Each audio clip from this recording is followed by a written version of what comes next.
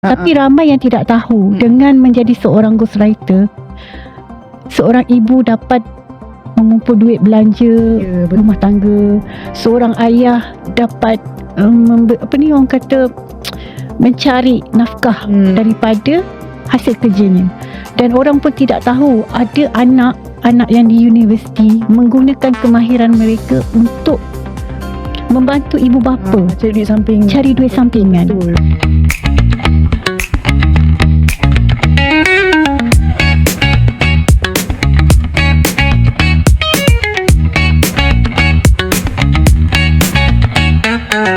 Baru saya bekerja semula sebagai pekerja kontrak dalam bidang pentadbiran dan akhirnya saya memilih kerjaya sebagai ghostwriter.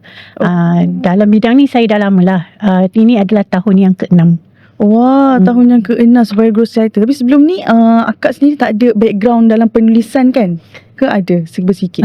Saya memang dalam semasa tingkatan 5 saya mengambil jurusan sastera. Sastera. Tapi saya tidaklah melanjutkan pelajaran dalam diploma ataupun ijazah dalam pengkhususan tersebut, tidak.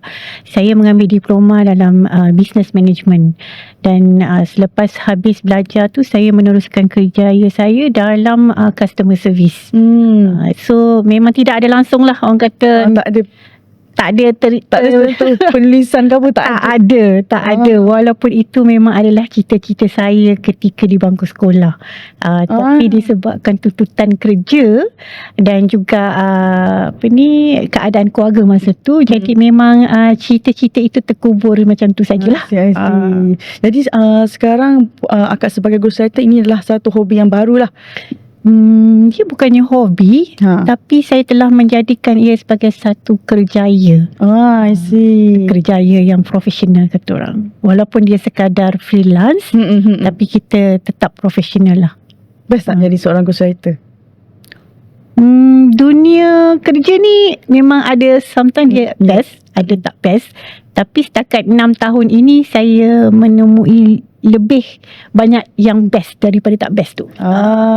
Okay, macam akak jadikan sebagai seorang ghostwriter, apakah genre pertama yang akak buat?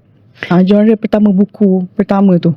Okey, semasa saya memulakan kerjaya sebagai ghostwriter ni, saya memang tidak menerbitkan apa-apa buku, tidak menulis sebarang buku.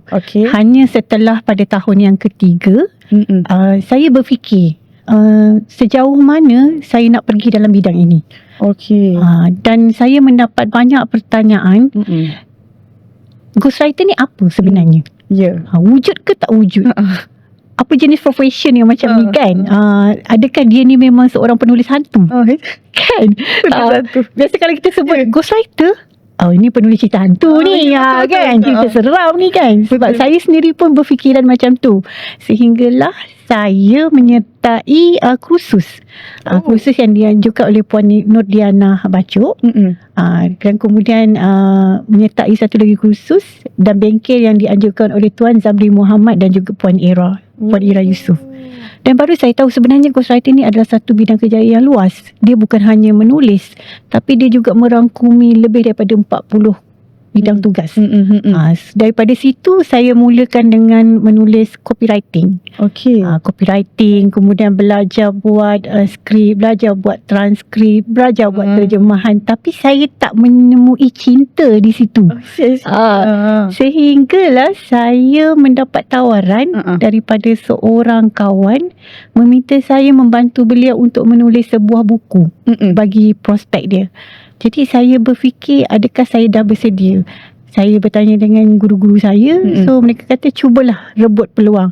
Sebab saya kata saya ada kelebihan untuk menulis dengan bahasa yang baik. Daripada situ saya beranikan diri. Jadi saya mencuba. Dan Alhamdulillah, walaupun projek tu terhenti sekejap, tapi dalam masa yang sama saya dapat satu lagi projek. Dan projek tu berjaya. So bila berjaya tu saya kata, mungkin this is sebenarnya apa yang saya nak buat, iaitu menjadi penulis buku. Jadi saya fikir lagi. Saya fikir lagi buku yang macam mana yang saya boleh bantu orang untuk tulis. So saya lihat balik perjalanan kerjaya saya selama ini, saya lebih kepada dunia F&B, saya lebih kepada menulis tentang suka ambil tahu kisah hidup orang. Okay. Suka baca. Jadi saya kata I should try this one. Jadi mula daripada situ saya fokus untuk mengambil upah menulis kisah hidup, memoir. Dan daripada situlah satu demi satu job masuk. Alhamdulillah. Alhamdulillah. Sampailah sekarang. Sekarang pun still ongoing lagi lah. Sekarang ni projek untuk tahun ini saya tidak menerima sebarang projek. Okay. Actually daripada tahun lepas, pertengahan tahun lepas saya tak terima sebab saya fokus kepada novel. Saya berhenti, kalau ada job masuk pun saya pass kepada komuniti saya. So bagi pada mereka lah pula untuk mencuba. Okay, faham. So ini adalah novel pertama pun yang Puan terbitkan dengan Karangkraf, betul? Betul. Jadi first time saya tengok novel eksploitasi, saya macam apa benda eksploitasi ni? Kita tengok dari segi cover, kita rasa macam rasa nak baca. Dan saya baca cerita eksploitasi ni memang sangat-sangat macam wow. Okay, dunia nantilah kita rasa Puan cerita, tak akak cerita sikit-sikit. Okay, saya nak tanya, untuk eksploitasi ni, dia punya genre adalah mystery thriller. Betul. Kenapa Puan pilih genre tersebut? Sebab genre ni buat saya sentiasa berfikir. Non-stop. Bila kita menonton drama-drama thriller kan, so kita sentiasa, otak kita ni sentiasa laju berfikir.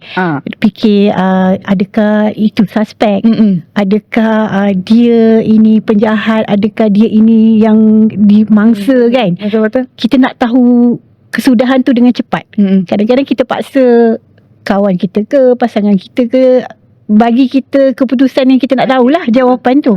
Jadi bila banyak menonton cerita sebegitu, saya memang genre ini mencabar saya untuk menulis dan berfikir dengan cepat, dengan laju. Dan bila saya baca buku-buku penulis sebelum ini, penulis thriller ni, dia menjadikan saya ingin mencuba menyahut cabaran tu. Itu yang buat saya pilih genre ni. Genre mystery. Kita tengok genre mystery ni pun rasa macam like tertarik untuk dibaca. Kita tak tahu apa misteri dalam novel ni, apa genre thriller yang berlaku dalam novel ni. Jadi orang rasa tertarik nak baca. Lepas tu untuk novel eksploitasi ni, mungkin kalau ada peminat-peminat akak sendiri kan tanya, apa yang digambarkan dengan eksploitasi ni? Kalau ada orang tanya macam tu dekat akak nak cakap apa? Apa maksud eksploitasi tu? Okay. Tajuk ni, tajuk eksploitasi ni sebenarnya dia muncul semasa saya menonton cerita K-drama bertajuk Andamas. Andamas, kisah penulis ni, dia kembar, dia penulis dan abangnya adalah pegawai polis, tidak silap saya, mencari tahu tentang kematian ayah mereka. And then bagaimana antagonis ini mengeksploitasi mereka, bakat dia, mengeksploitasi bakat dia untuk menulis tentang kejayaan, tetapi sebenarnya dia adalah orang yang menyebabkan kematian si ayah. Faham. Kemudian ditambah pula dengan banyak masalah masa tu yang saya baca dalam dunia influencer, bagaimana mereka bekerja tapi kreativiti, bakat disalahguna. Lepas tu dalam komuniti saya sendiri, saya ada komuniti kecil, kalangan ghostwriter junior. So kita sentiasa mendapat maklum balas daripada mereka, macam mana mereka disuruh buat tugasan tetapi dengan bayaran yang lambat, dan betul. Mereka tak tahu macam mana nak handle kan. Jadi come up this idea eksploitasi, menggunakan kepandaian orang lain ataupun tenaga orang lain untuk jadi satu kelebihan bagi pihak, untuk kepentingan kepentingan diri sendiri. Untuk pergunakan. Itu sebab kenapa saya pilih eksploitasi. Nice. Tajuk sangat ringkas tapi nice lah. Dari kat situ boleh tarik pembaca untuk dapatkan buku akak ni tau sebenarnya. Terutama saya lah. Terima kasih.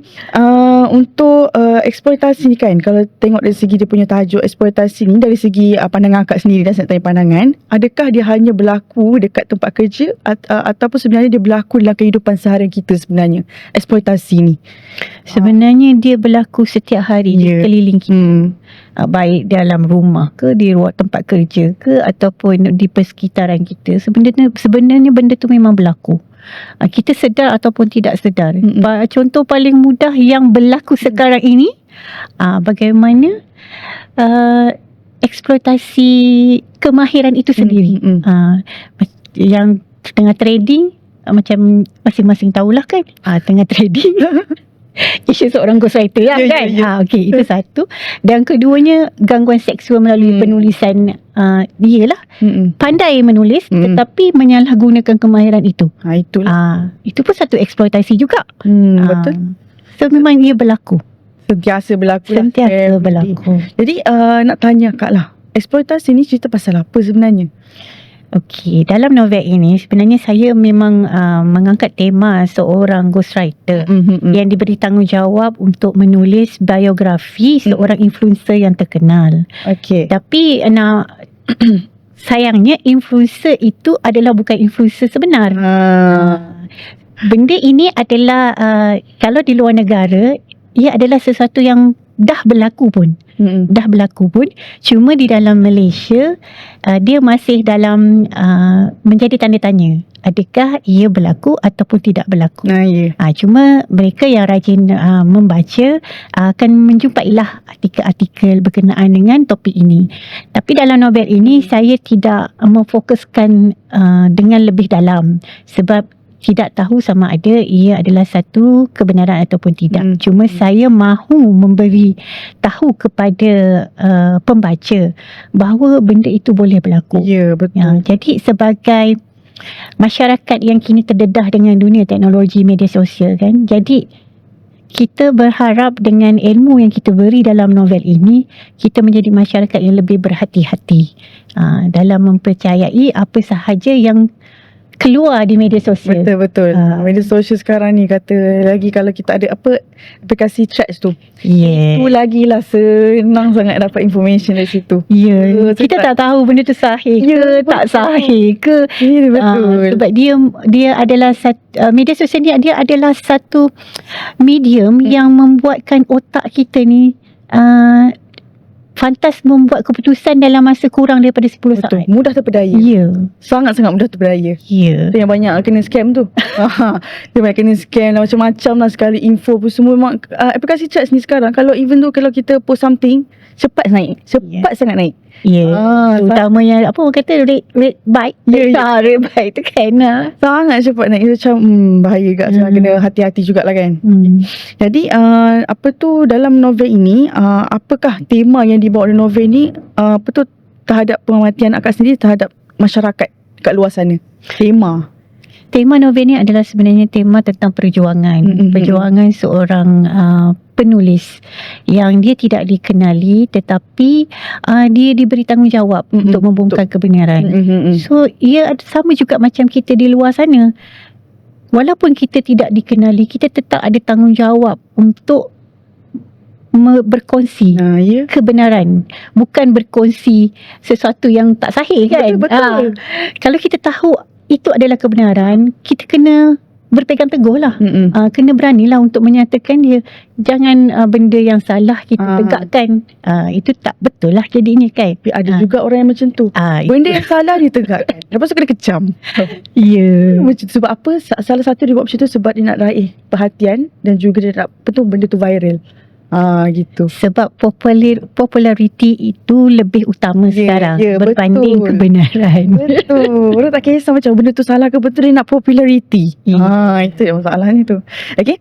Sepanjang akak hasilkan novel eksploitasi ni, berapa lama akak hasilkan novel ni, dan macam mana, macam mana akak susun idea-idea untuk hasilkan satu buah novel ni?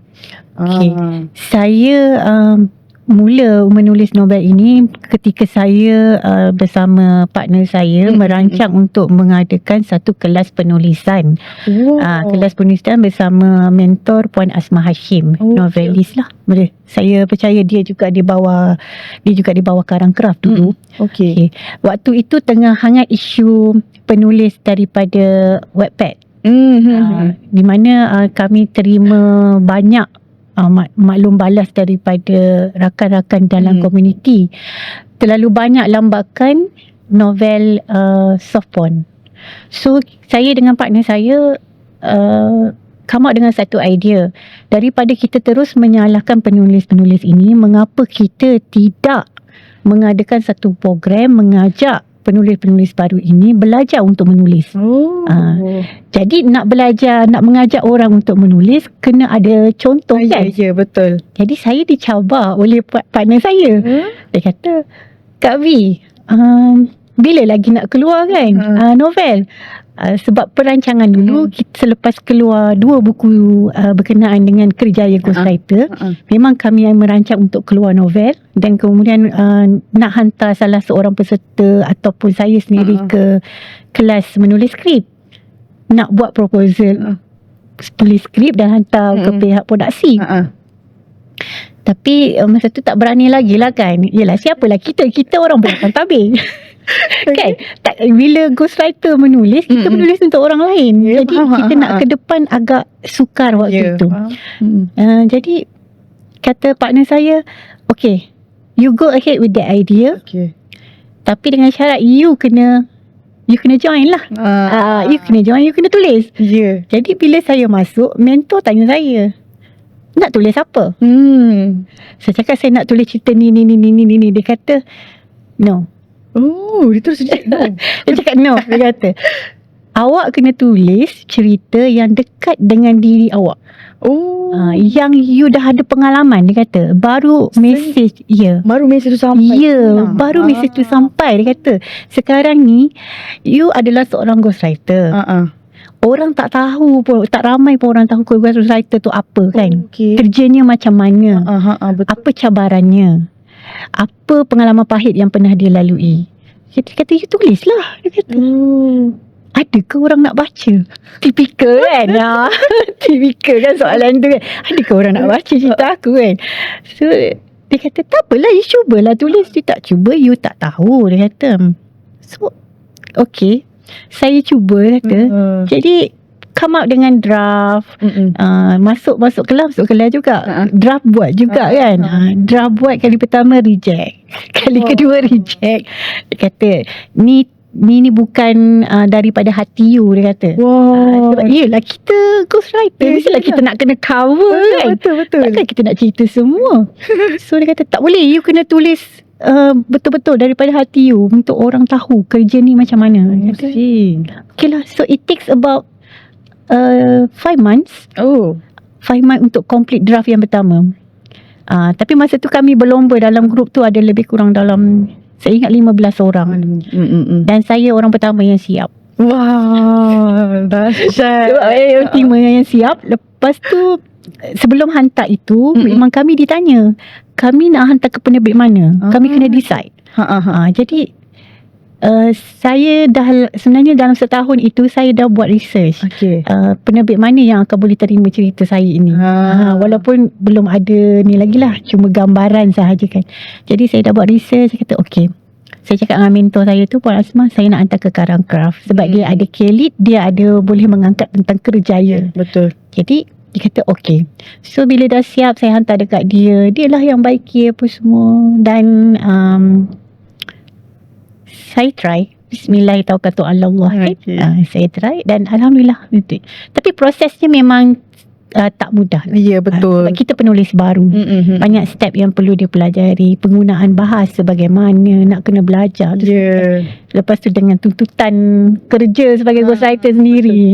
So itulah antara cabaran ni. Tapi pasti ada mentor tau. Sekiranya dia boleh guide kita. Alhamdulillah. Banyak kali. Tapi bagus sebenarnya ada mentor ni. Sebenarnya saya dah ada 2 mentor. Nak satu. Satu tu dah memang selalu kena reject. Kemudian saya dah hantar ke editor Karang Craft. Dan bila dia pulang balik kepada saya, ada benda yang perlu diperbaiki kan. Dan saya sendiri sebenarnya pun bila dia pulang balik tu, sebenarnya saya nak tarik diri dah sebenarnya. Sebab saya rasa cerita itu kurang menarik. Kemudian saya hantar ke editor seorang lagi, kawan saya juga. Dan dia bagi tazkirah yang cukup panjang lah bagi saya. Jadi saya terpaksa membetulkan semula, menambah bab. Dan ada banyak jugalah yang diperbaiki sebelum dihantar kembali kepada editor. Sebelum ni yang final punya lah. Sebelum ni memang like berapa persen tu ubah, berapa banyak akak ubah sebenarnya? Masa draft pertama lebih kurang dalam 5 kali saya ubah. 5 kali saya ubah. Dan bila editor pulangkan balik, sebab dia kata sebab saya susun ini, kalau perasan lah, novel ini saya susun seperti babak filem, scene by scene. Sebab saya memang tak tahulah orang kata fanatik ke apa kan, dengan K-drama kan. Tapi saya memang susun scene by scene. Sebab dalam bila saya menulis tu, dalam depan mata saya ni seperti ada babak itu depan mata. Jadi bila editor kata babak di awal itu terlalu cepat untuk menampakkan antagonis tu, so saya macam agak sukar bila menjadi penulis baru ni, ataupun penulis lama sekalipun, kita memang akan berdepan dengan fasa sukar untuk menerima permintaan pendapat orang untuk mengubah balik apa yang kita tulis kan. Jadi it takes time to me. Jadi saya merujuk balik kepada mentor saya. Penerbit mahu begini kan. Dia kata tak apa, ikut je apa kata penerbit. Sebab dia penerbit, dia lebih tahu kehendak pasaran kan, berbanding kita penulis. Jadi kita kena ikut. Jadi saya ubah sikit, saya tambah lagi bab baru. Tapi still scenes itu berjalan seperti yang saya mahu. Faham? Saya cakap dengan saya bagi tahu dengan mentor saya lah kan, boleh tak bagi saya sedikit ruang untuk bernafas, saya kata, untuk karya pertama ini, biar dia muncul seperti kehendak apa yang muncul di sini saya lah kan. Jadi kita bagi light sikit lah dekat pembaca. Sebab biasa kalau novel thriller ni kan terus bagi pembaca berfikir dengan laju, lepas tu jadi tak sabar, nak tahu apa. Jadi kita, sebab saya target novel ini boleh dibaca oleh remaja. Selain daripada orang dewasa, saya nak dia sampai juga kepada remaja yang berumur 17 ke atas lah kan. Jadi kita kurangkan sikit tense tu, so bagi light sikit, jadi semua orang boleh membaca dengan tenang tapi roller coaster. Roller coaster. Jadi apa nama tu, macam sebagai seorang penulis yang pertama yang keluarkan buku ni, mesti ada cabaran dia. Itu yang saya nak tahu. Apa cabaran akak semasa menghasilkan buku eksploitasi ni? Nak tahu. Cabaran saya kena reject. Saya reject tu sebab saya suka ikut kepala sendiri kan, menulis kan. Selain daripada tu, sebenarnya masa menulis novel ini saya menghadapi cabaran dengan kesihatan suami. Sebab masa tu suami baru operate, buang jari kaki. So memang berulang alik hospital. And then anak saya pun dia ADHD kan, autism. So bila suami di hospital, saya perlu mengurus dia. Jadi memang terhenti sekejap. Dan minta bantuan orang untuk menjaga dia. Dan saya bermalam di hospital dengan membawa manuskrip, menyemak, membetulkan. So waktu itu memang fasa yang kita perlu memberi sabar kepada suami. Sebab ialah dia kehilangan kakinya kan, walaupun kata jari kaki, tapi daripada orang yang sempurna menjadi yang kurang kan. Jadi kita perlu sebahagian sabar tu dibawa kepada suami. Kita ada deadline untuk dia kerja kan. Betul. Tiba-tiba kena macam tu. Tuhan suruh berhenti sikit. Gitulah. So yang baru tu memang ni lah, sebab KPI mentor sendiri tinggi. Bila kita kata kita nak hantar ke Karangcraft, dia dah set KPI dah. Dia dah set KPI. Dia kata tak kira lah kau baru ke, kau lama ke jadi penulis kan. Tak kira lah kau apa ni, akak nak you capai this KPI. Dia cakap. So memang kita dah lah kita yang mengajukan program kan. Lepas tu kita jadi peserta pertama pula tu. Jadi kita nak kena siapkan mengikut KPI tu agak sukar lah. Tapi we still try to get dia to achieve the achievement. Alhamdulillah. Okay, tengok dah dihasilkan satu buah buku. Alhamdulillah. Dia kata setiap kesabaran pasti akan ada apa tu, khabar baik, khabar berita baik. Tak apa, dia berkat sabar kita ni, Allah akan bantu, Allah akan pemudahkan. Ya, betul. Macam tazkirah. Okay, lepas saja dah siap, mentor pun dah agree, dah kata lulus boleh terbitkan. Apa akak rasa waktu tu? Waktu tu sebenarnya macam tak percaya pun dia juga kan.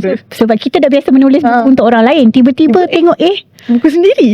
Buku sendiri ada. Lepas muncul pula dia pergi KL kan. Jadi kata macam wujud ke tidak aku ni gitu kan. Kenal ke orang buku ni ke, dapat kesambutan kan. So pertanyaan-pertanyaan tu still berlegar dalam kepala. Tapi Alhamdulillah, syukur, sebab matlamat utama untuk menyampaikan ilmu tentang kerjaya ini dah tercapai. Banyaklah ilmu tentang ghostwriter yang saya selitkan dalam buku ini. Sebab memang niat saya masa menulis itu supaya profession ini tidak dianggap sebagai satu profession yang bukan profesional. Sebab kita bekerja, kita ada SOP kita. Ya, betul. Kita walaupun kita tidak reveal siapa pelanggan kita kan, sebab kita terikat dengan kontrak. Tapi kita still ada cara untuk orang tahu yang kita ni adalah ghostwriter yang profesional. Betul. Kalau yang tak profesional tu wallahualam lah kan. Tapi kita boleh kenal. Sebab tu wujudnya buku Unseen Writer 1, kemudian penulis upahan, sebab dia bersebab.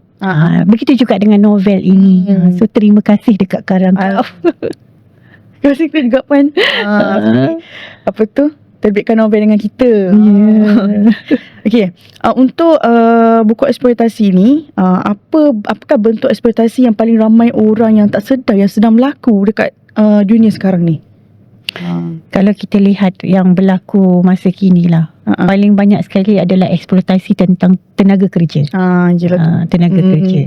Sama ada kita menggunakan sebagai majikan, kita menggunakan buruh asing yang tanpa permit, yang sekarang tengah kecoh ni kan, tengah kecoh, dan juga kita menggunakan kemahiran itu untuk sesuatu yang tak sepatutnya, macam sekarang gangguan seksual. Yalah tu. Kemudian menulis yang bukan-bukan, itu semua adalah eksploitasi. Ya tu, bahaya juga sekarang ni. Ada tak juga yang isu-isu yang terdekat ni, yang akak sendiri ada baca dekat media sosial yang pasal eksploitasi ni, yang latest punya isu? Latest punya isu ni banyak. Tapi kalau kita sentuh nanti susah juga kan. Jadi TST orang kata TST tahu sama tahu.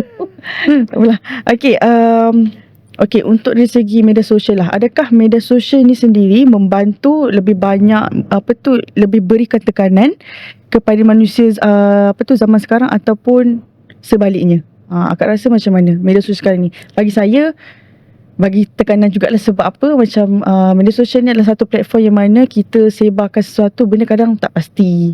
Kadang benda tu kadang je boleh jadi zahir. Jadi kita kena buat research sikit lah kat situ. Apa pandangan akak pula?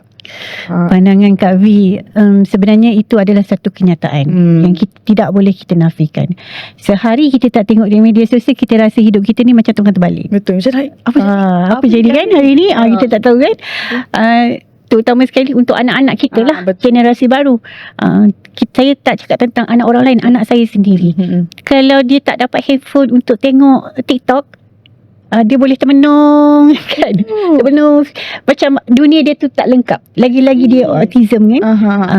Tapi kita memainkan peranan sendirilah untuk sebagai ibu bapa, sebagai masyarakat kan, untuk orang kata control control that things daripada happen. Apa yang perlu dilihat, apa yang perlu dibaca, diri sendirilah yang menentukan.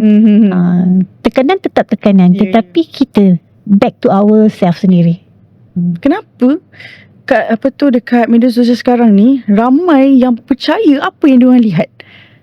Kenapa jadi macam sampai macam tu? Agak-agak kalau dalam dunia F&B kita ada kata 5 second greeting. Kan, dalam masa 5 saat greetings kita itu boleh menyebabkan pelanggan terus dengan kita ataupun tidak. Tapi dalam media sosial we got in 10 second. 10 saat. Kalau apa yang dipaparkan itu menarik, memang kita akan terus melekat lah. Betul tak? Betul. Itu betul. Dia melekat lah. So memang media sosial ini adalah is about bagaimana menarik minat orang. Sama ada cerita, penulisan, video. Jika menarik, memang kita akan terus melekat lah kat situ. Betul. Jadi benda ini mempengaruhi cara kita melihat, berfikir dan juga cara kita mentafsir sesuatu yang nak disampaikan. So selama kelamaan memang melatih otak kita untuk menerima.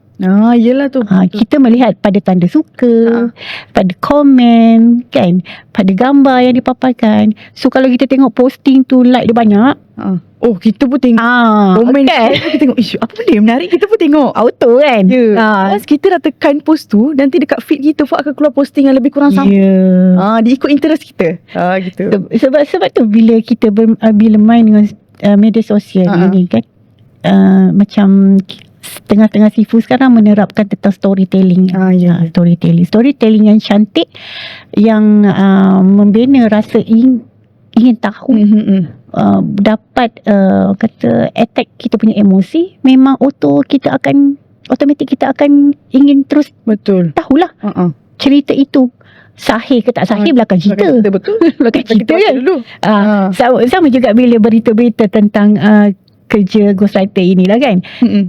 Betul ke tak betul ke belakang cerita. Yang penting cerita itu dulu. Betul. Dia nak baca cerita itu dulu. Sama juga macam kita melihat, membaca, mendengar. Kita nak tahu itu. Sebab apa? Sebab otak kita dilatih. Dilatih untuk menerima, untuk melihat itu dahulu. So kalau macam posting kita kurang menarik, orang ada like kan. Lepas tu kita pun, kenapalah tak ada orang like posting aku. Betul tak? Betul rasa kenapa, apalah yang aku tulis tak menarik, cerita apa yang perlu aku tulis untuk menarik orang kan. Ada orang dia tak kisah pun pasal tu. Ya betul. Tak kisah pun menarik ke tak menarik ke, like banyak ke, komen banyak ke, tak ada ke langsung. Janji aku tulis je. Tulis je penuhkan feed dia kan. So depends lah dekat orang. Zaman sekarang ni, macam mana kita nak attract orang punya attention adalah kita kan ada hook. Sebenarnya bila kita nak buat something posting tu yang boleh menarik perhatian orang lain, macam akak cakap 10 saat tu kan, orang akan baca. Keep baca. Tu orang akan baca first, second, third sampailah habis. Hook tu penting sebenarnya untuk attract attention orang sebenarnya. Betul. Kan. Jadi tu yang orang mudah terpedaya tu. Macam saya bukan pakar hook dekat media sosial tau. Saya pakar hook dekat novel.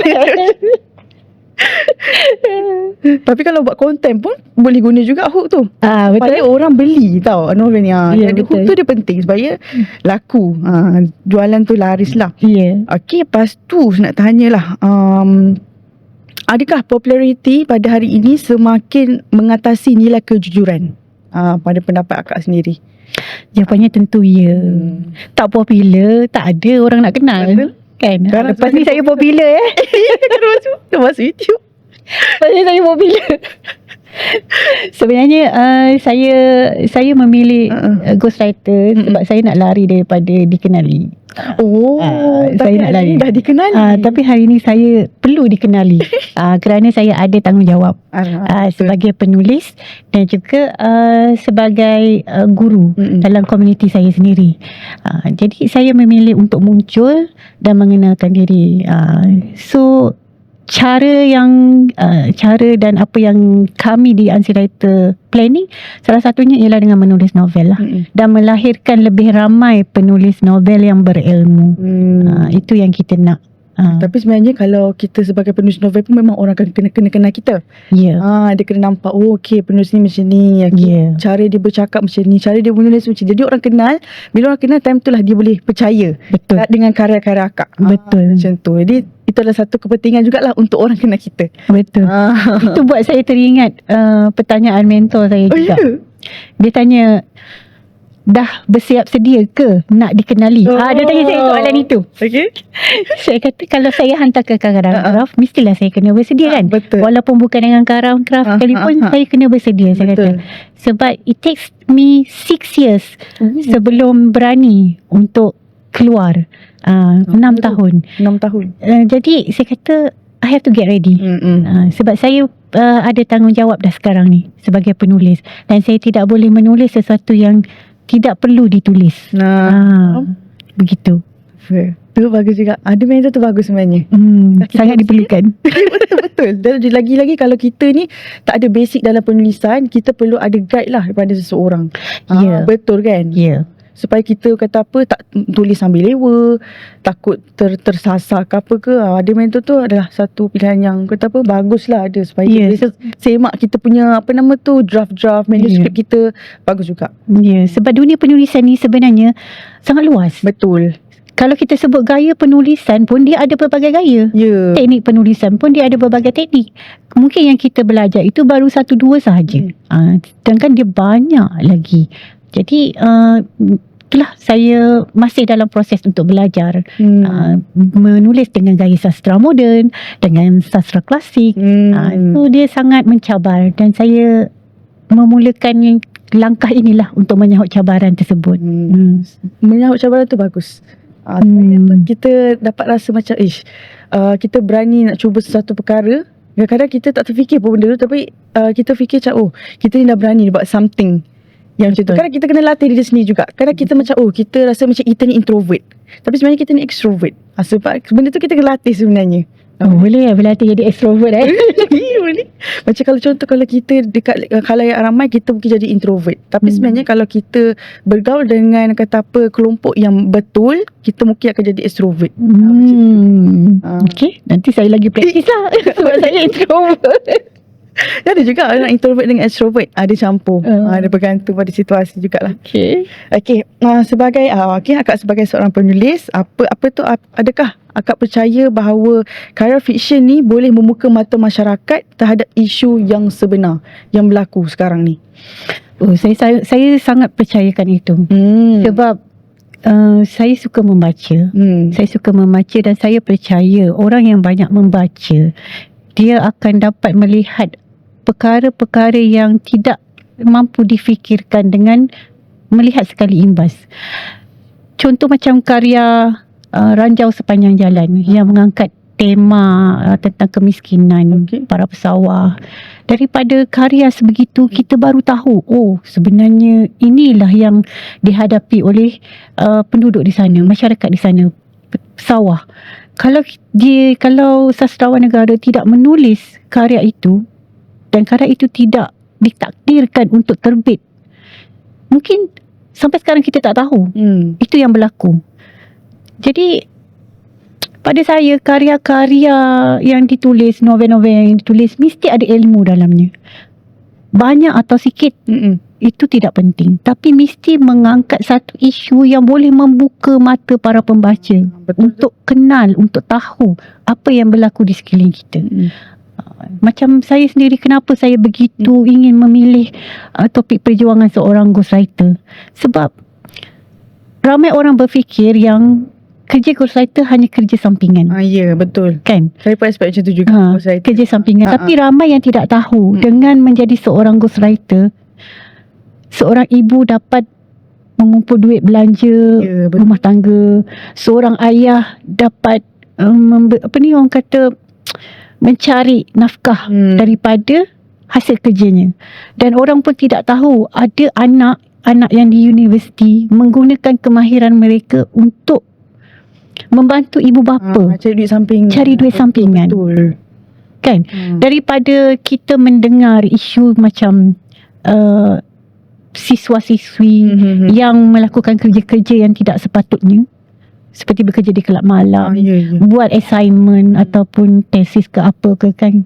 So lebih baik mereka melakukan kerja yang sebegini. Betul. Itulah tujuan saya, supaya mereka nampak sebenarnya profession ini bukan profession yang tak ada hala tuju, tak ada masa depan. Sebenarnya profession ini adalah satu profession yang profesional.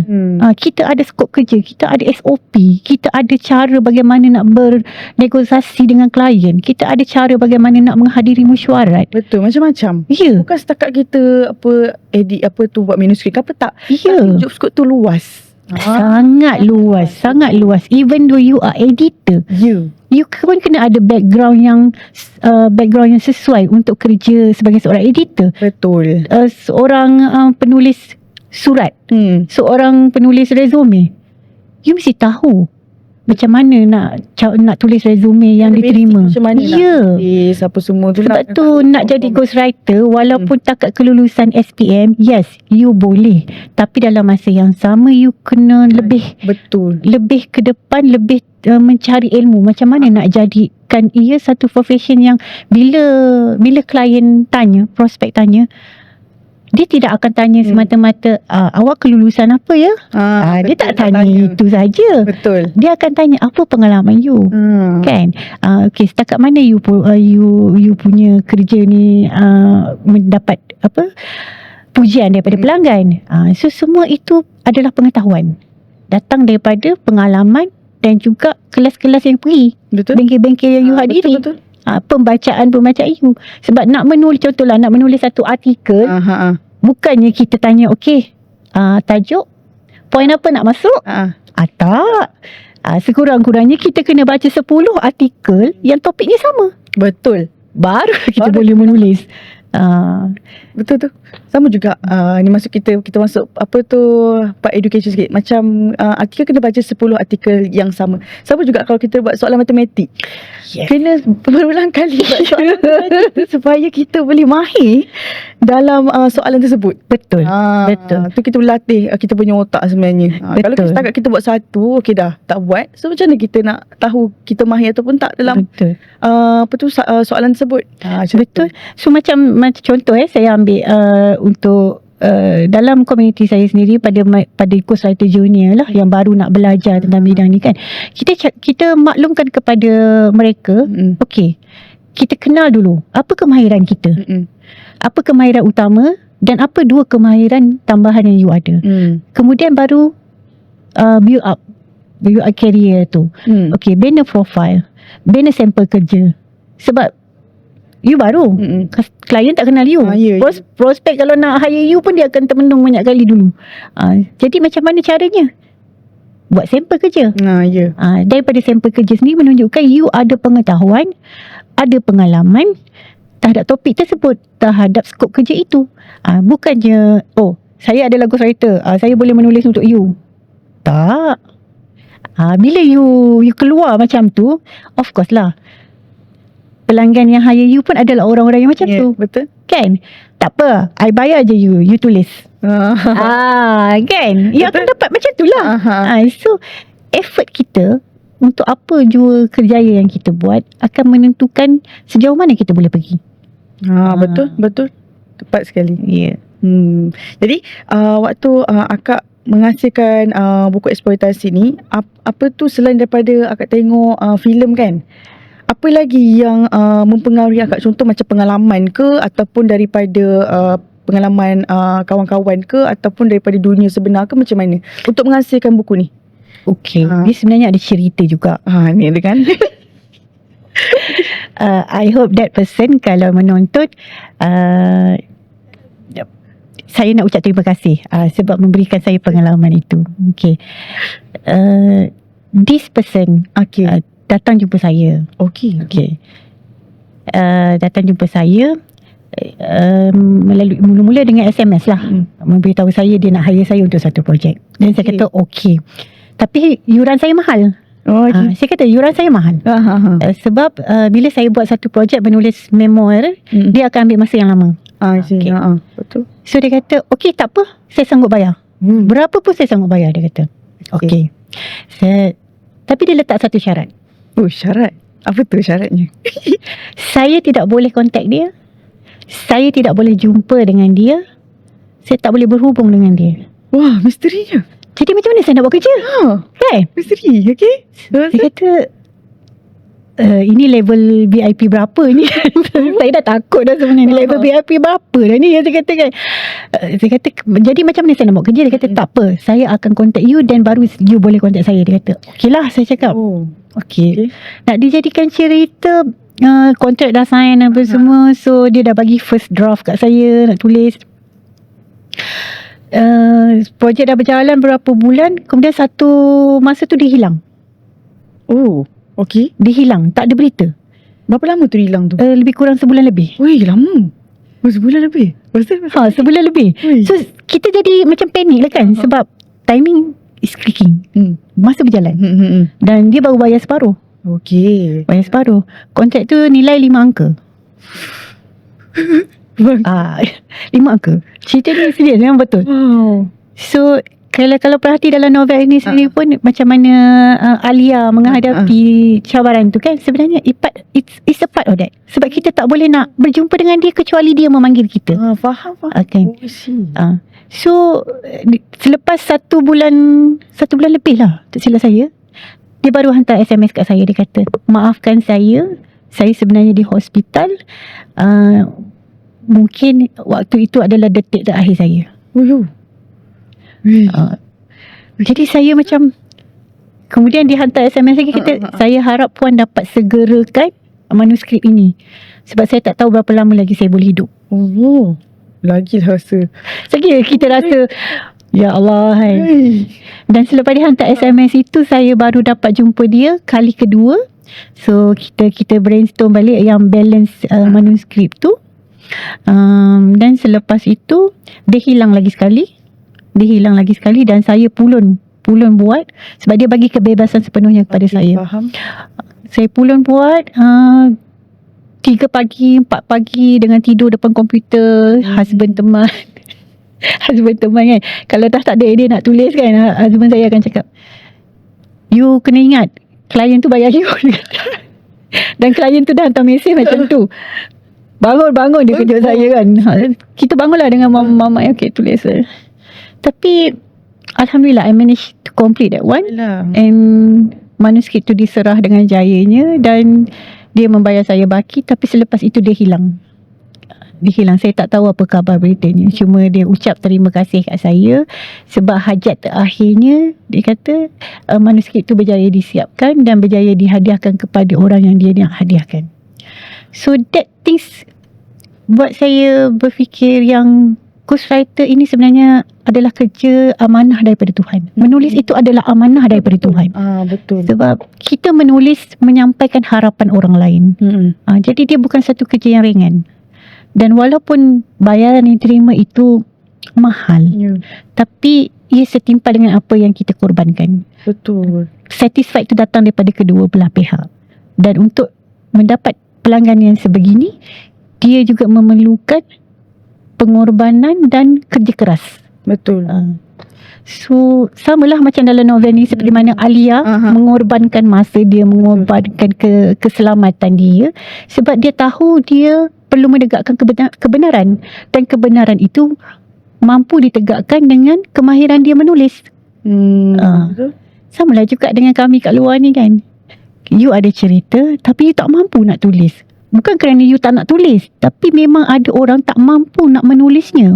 Setiap kali dia nak menulis, dia rasa sebab, dia rasa tak kuat nak menulis. Jadi dia perlukan orang lain untuk membantu dia menulis. Emosi, betul. Dan saya pun baru terima job.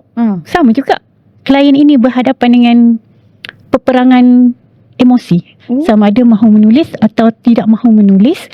Tapi dia perlu menyiapkan buku ini untuk jadi tinggalan kepada anak-anak dia. Jadi saya kata pada dia, ambil masa berfikir, dan tugas saya adalah membantu. Jika perlukan bantuan, tak mampu untuk menulis, cukup sekadar menulis dalam bentuk poin. Dan saya akan bantu untuk menulis dengan ayat-ayat yang sesuai.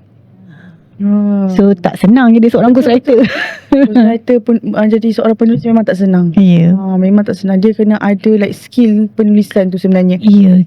Kita bertanggungjawab dengan apa yang kita tulis. Dan saya percaya kita diuji dengan apa yang kita cakap, apa Betul. yang kita tulis kan. Tepat sekali. Jadi samalah dengan novel ini. Saya bertanggungjawab sepenuhnya apa yang ditulis. Walaupun dia adalah fiction. Ya. Fiction, tetapi sebahagian daripadanya adalah pengalaman daripada apa yang telah saya lalui. Saya mencampurkan kedua-duanya untuk menjadikan cerita itu menarik dibaca, dan di samping itu ada ilmu dalamnya. Menarik. Sebenarnya pengalaman tu bagus. Dia dapat membantu akak sendiri untuk menghasilkan novel tu sebenarnya. Jadi kita macam like kalau contoh like tak ada apa idea sangat, pengalaman boleh dapat membantu, dan juga orang sekeliling kita. Macam family, suami, anak, memang dapat membantu. Dalam penulisan ni kan kita macam like kena duduk like satu tempat, kena fikir, kena nak buat draft, kena susun idea tu, ambil masa. Jadi kalau ada orang support kita dari belakang, memang insyaAllah memang sangat-sangat membantu. Betul. Dan saya harap sebenarnya lebih ramai influencer membaca novel ini.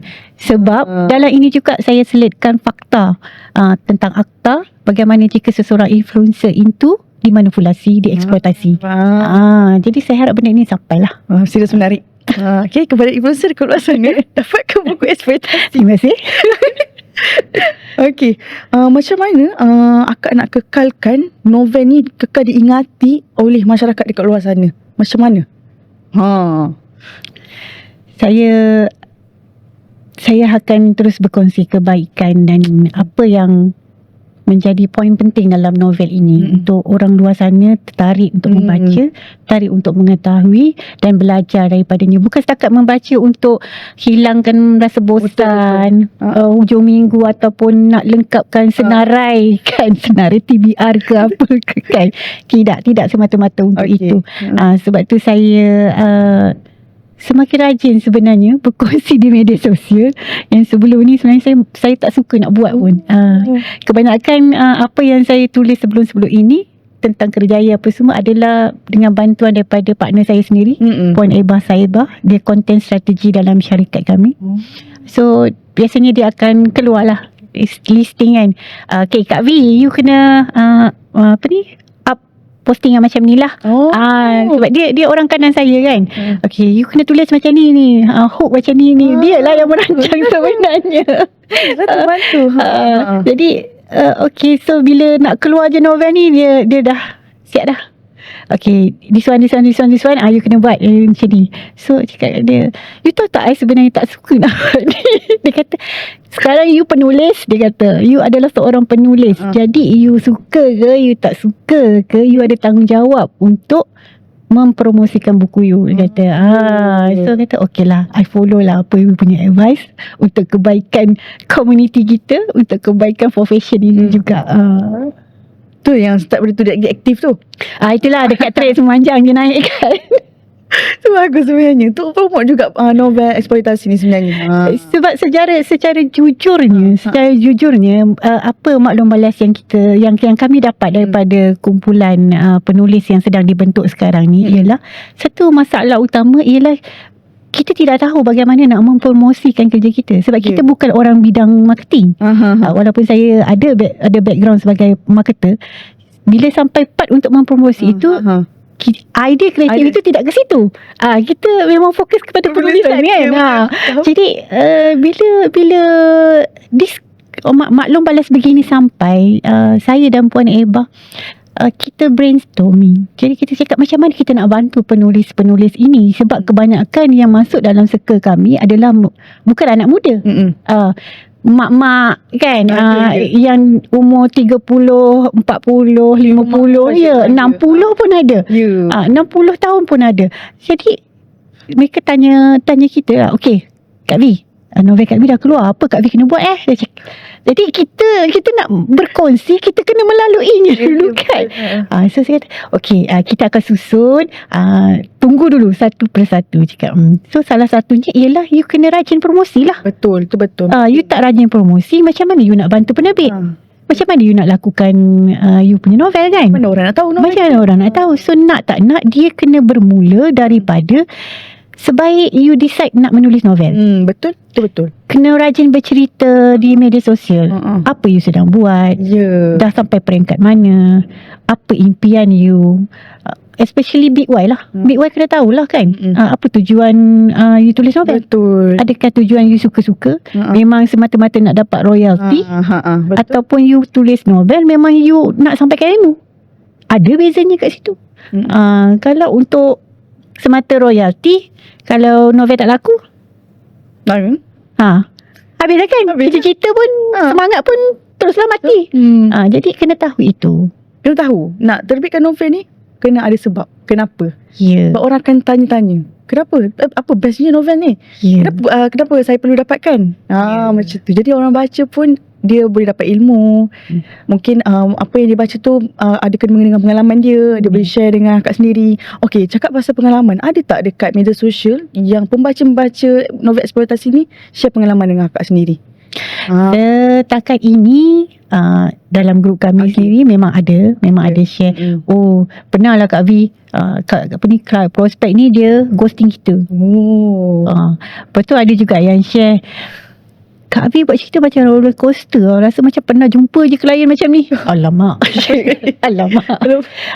Tapi alhamdulillah ada juga pembaca luar yang bukan dari kalangan ghostwriter berterima kasih sebab menulis, so at least mereka tahu sebenarnya kerjaya ni ada.